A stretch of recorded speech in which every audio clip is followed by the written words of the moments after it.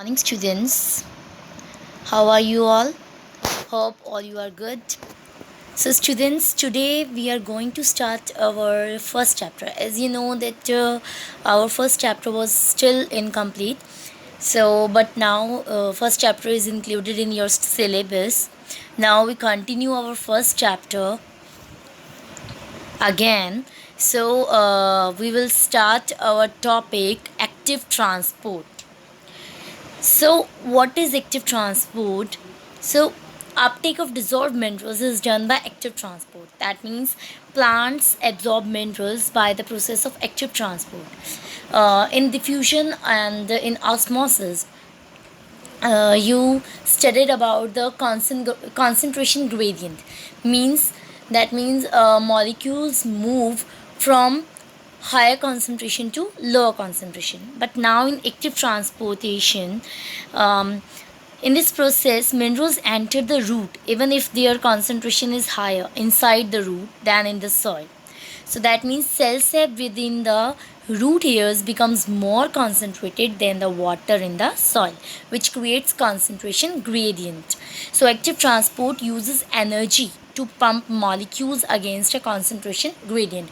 This is against the concentration gradient means that means in diffusion or osmosis molecules moves from higher to lower, but in this molecules move in that concentration part where it is already higher.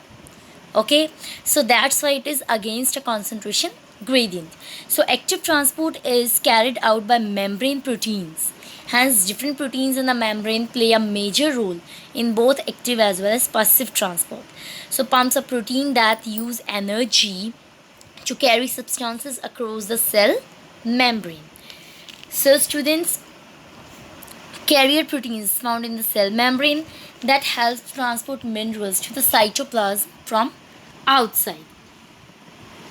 So these proteins bind with the mineral to be transported and carry them against the concentration gradient across the cell membrane using energy. So they release minerals within the cytoplasm and return to the other side of the membrane to continue transporting minerals to the cell. So this phenomena is called active transport. Next is translocation. So students, what is translocation? The bulk movement of substance through the conducting or vascular tissues of plants is called translocation. So the movement of food from the leaves to other parts of the plant where it is utilized or stored, that is called the translocation of food. So the higher plants have highly specialized vascular tissues, xylem and phloem.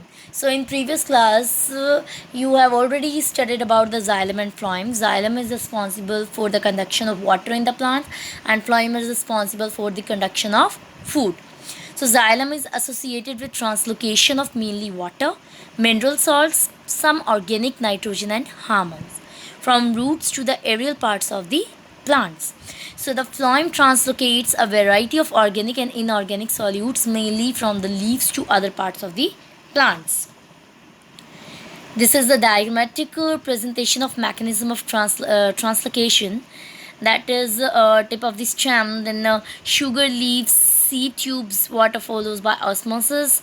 Sugar solution flows to regions of low turgor pressure, and sugar enters seed tubes, water follows by osmosis, high turgor pressure. Phloem, sugar roots is there, sugar leaf, seed tube for metabolism and storage, water follows by osmosis. So this is the mechanism of translocation, that how from root sugar transported to the tip of the stem and leaves. Now next is xylem. So students, xylem is a type of complex permanent tissue, as you know about this, and it consists mainly of dead cells. So it is long hollow tube extended from the root to the leaves. So it mainly consists of dead cells and it is long and empty lumen. So walls are thickened, strengthened with lignin. Lignin is a type of substance which are coated on the walls of the xylem. So xylem cells are four types: trichetes. Development of xylem. Xylem are of four types: trichetes, vessels, xylem parenchyma, and xylem fiber. So trichetes, students, this is long tapered cells with pitted walls that transport materials upward. It all Next one is at maturity, lignin can be seen deposited at the cell walls and trichetes gradually dies. So there is no cytoplasm in the trichetes. Now next one is xylem vessels. This is long continuous non-living hollow tube, and also no cytoplasm is there in the xylem vessels. Walls are strengthened by the lignin. So xylem vessels are essentially matured stage trachete. So bache, what is lignin? That is hard and rigid substance named after the Latin word lignum, which means wood. And lignin may be deposited in different ways, giving rise to annular, spiral, or pitted xylem vessels. So lignin is coated on the walls of the xylem. So, and two more, xylem parenchyma. These are living parenchymatous cells that helps conduct water laterally, that is sideways, and store food. And next is xylem fibers. These are dead cells that provide mechanical strength to the tissue.